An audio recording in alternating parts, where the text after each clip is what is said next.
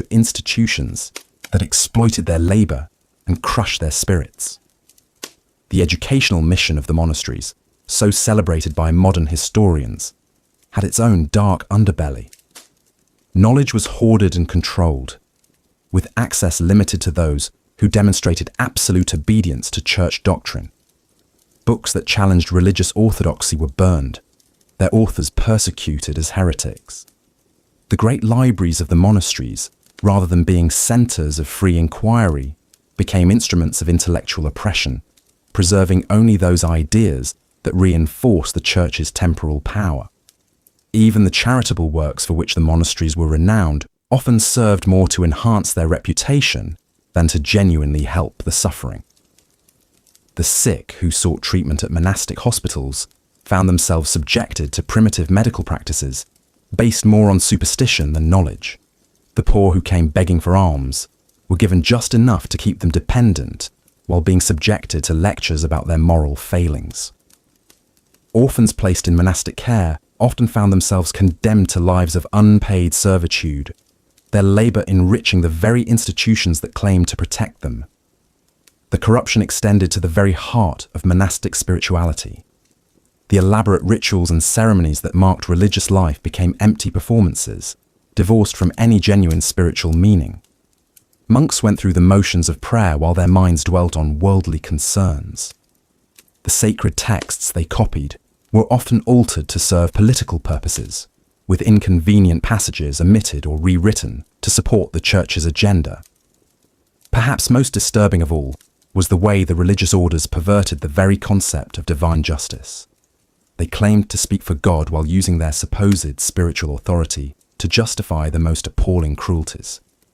Heretics were burned alive not out of hatred, the church claimed, but out of love for their souls. The Inquisition, run largely by Dominican friars, tortured confessions from its victims while maintaining that it was saving them from eternal damnation. The wealth accumulated by the monasteries became a source of scandal even to medieval observers. While preaching the virtues of poverty, abbots lived in luxury that rivaled that of kings. Monastic treasuries overflowed with gold and jewels donated by the faithful, yet the surrounding countryside often languished in poverty and neglect.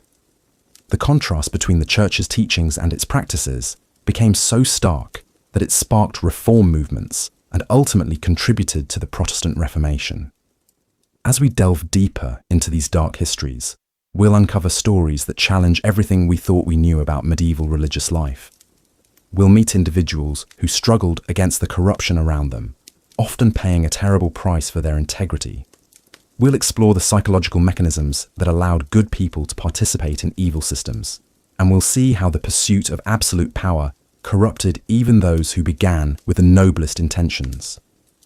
The religious orders of medieval Europe were not simply collections of holy men and women dedicated to serving God. They were complex institutions shaped by the same human drives that motivated secular society: greed, ambition, fear, and the desire for control. Understanding their true nature requires us to look beyond the pious facade and examine the human reality beneath. Tonight's journey will take us through monastery gates that opened not onto paradise but onto a world where spiritual authority masked temporal tyranny, where the promise of salvation came at the cost of human dignity, and where the very institutions meant to embody divine love became engines of oppression and exploitation. The darkness we'll explore is not merely historical curiosity, but a reminder of how easily noble ideals can be corrupted when power goes unchecked and authority claims divine sanction. As we prepare to enter this shadowed world, remember that the men and women we'll encounter were products of their time, shaped by beliefs and circumstances we can barely imagine. Yet their stories remain relevant because they reveal truths about human nature that transcend any particular historical period.